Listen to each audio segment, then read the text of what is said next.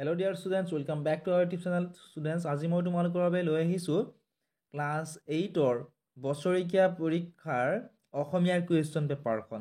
বহুতো ষ্টুডেন্টছে কমেন্ট কৰিছিলে যে স্যাৰ বছৰীয়া পৰীক্ষাৰ অসমীয়াৰ পেপাৰ লাগে। গতিকে চাই যোৱা কেনেকুৱা ধৰণৰ প্ৰশ্ন তোমালোকৰ আহে। ইয়াৰ পৰা তোমালোকৰ বহুতো প্ৰশ্ন এবাৰ পৰীক্ষাত তোমালোকৰ কমন আহিব। এক নম্বৰটো চোৱা, এক নম্বৰত দিছিল অতি চমু উত্তৰ লিখা 10টা প্ৰশ্ন দিছিল। প্ৰতিটোতে 1 নম্বৰ কৰি টোটেল 10 নম্বৰ আছিল। ক নম্বৰ প্ৰশ্নটো আছিল মুকুতা মণিতি বুলি কবিয়ে কিহক বুজাইছে। ক নম্বৰ প্ৰশ্নটো আছিল নিয়ৰ কবিতাটোৰ ৰচক কোন। গ নম্বৰ প্ৰশ্ন আছিল অতীতৰ শৰাইঘাটৰ সমস্যাবোৰ কি আছিল। ঘ নম্বৰ প্ৰশ্নটো আছিল লাচিতৰ অধীনত কিমান সৈন্য আছিল। ঙ নম্বৰ প্ৰশ্নটো আছিল এন ফ্ৰাংকৰ দেউতাকৰ নাম কি আছিল।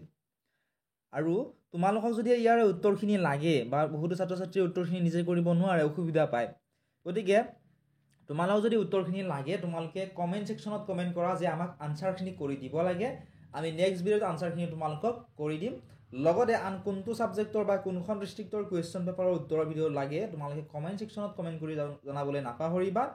যিখন ডিস্ট্ৰিক্টৰ বা যিটো সাবজেক্টৰ ষ্টুডেণ্টে বেছি কুৱেশ্যন পেপাৰ বিচাৰে সেইটো ভিডিঅ' আমি নেক্সট ভিডিঅ'টোত আপলোড কৰি দিম। গতিকে তোমালোকে কমেন্ট কৰা, ঠিক আছে। 5 নম্বৰ প্ৰশ্নটো আছিল কবিয়ে কাক জাগি উঠিবলৈ কৈছে। আৰু তোমালোকে যদি ইয়াৰ উত্তৰখিনি জানা তোমালোকে আমাক কমেন্ট সেকশনত জনোৱাচোন, তোমালোকৰ কমেন্টটো আমি পিন কৰি দিম, ঠিক আছে। নেক্সট কুৱেশ্যনটো আছিল প্ৰহ্লাদৰ পিতৃৰ নাম কি আছিল, অৰ্থাৎ দেউতাকৰ নাম কি আছিল। বিজ্ঞান শাস্ত্ৰ কিহৰ ভঁৰাল আছিলে। সমাজ কাৰ দ্বাৰা গঠিত হয়। শিশু লীলাত কাৰ কথা কোৱা হৈছে। গতিকে এনেকুৱা ধৰণৰ ভিতৰৰ পৰা তোমালোকৰ বহুতো কুৱেশ্যন পৰীক্ষাত দিব। গতিকে এনেকুৱা ধৰণৰ কুৱেশ্যন পেপাৰ কেইখনমান তোমালোকে যদি ফ'ল' কৰা তোমালোকৰ পৰীক্ষা বহুত ভাল হ'ব। নেক্সট দিছিলে 3টা বা 4টা বাক্যত উত্তৰ লিখিবলৈ, ইয়াত তোমালোকক 12 নম্বৰ দিছিলে।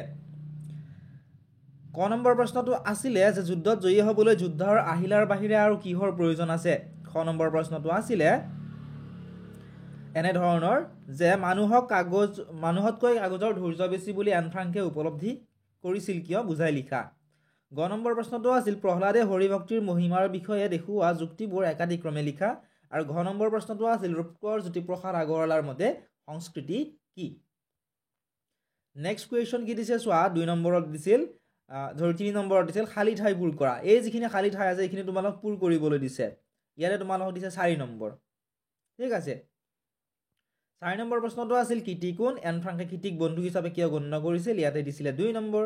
5 নম্বৰ প্ৰশ্নটো আছিল এন ফ্ৰাংক আৰু আইতাকৰ সম্বন্ধ কেনে আছিল। আইতাকৰ স্মৃতিৰ বাবে তাই কি কৰিছিল, ইয়াতেও তোমালোকক দিছিলে 2 নম্বৰ। নেক্সট 6 নম্বৰ প্ৰশ্নটো চোৱা, 6 নম্বৰ প্ৰশ্নটো আছিল এনেধৰণৰ যে জ্যোতিপ্ৰসাদ আগৰৱালাই ৰচনা কৰা 2খন নাটকৰ নাম লিখা। ইয়াতে 2 নম্বৰ দিছিলে। 7 নম্বৰ প্ৰশ্নটো আছিল সন্তামৰকৈ প্ৰহ্লাদক বানাময় শাস্ত্ৰজ্ঞান দিবলৈ কি কি বুজনি দিছিল। প্ৰহ্লাদে গুৰুদ্বয়ৰ বুজনি কিয় মানি লোৱা নাছিলে, ইয়াতে তোমালোকক দিছিলে 5 নম্বৰ, ঠিক আছে। 8 নম্বৰ প্ৰশ্নটো আছিল ধনগুলৈ কেনেকৈ সৃষ্টি হয় চমুকৈ লিখা। ইয়াতে আছিলে 4 নম্বৰ। 9 নম্বৰ প্ৰশ্নটো আছিল কি কাৰণত বিজ্ঞান শাস্ত্ৰক জ্ঞানৰ ভঁৰাল বুলি কোৱা হয়। ইয়াতে দিছিলে 3 নম্বৰ। নেক্সট প্ৰশ্নটো আছিল 10 নম্বৰ দখনা আৰু চৌবন্দী কোন কোন জনগোষ্ঠীৰ মহিলাৰ পোছাক। উত্তৰখিনি যদি তোমালোকে জানা তোমালোকে কমেন্ট সেকশনত কমেন্ট কৰাচোন। নেক্সট প্ৰশ্নটো আছিল বাহ্যিক আৰু আভ্যন্তৰীণ সংস্কৃতিৰ প্ৰভেদ কেনে বুজাই লিখা।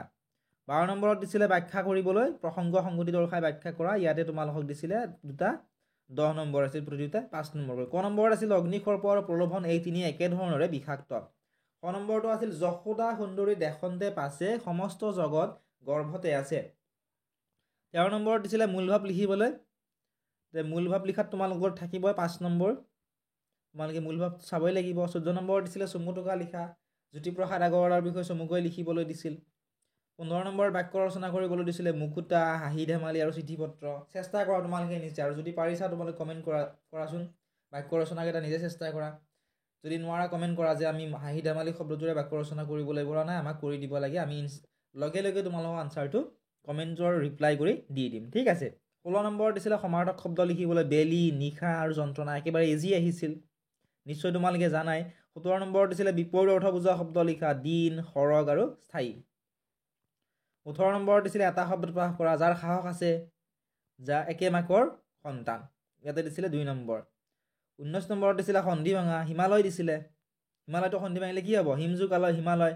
পৰিযুগ ইচ্ছা কি হ'ব, পৰীক্ষা। একেবাৰে ইজি হয়।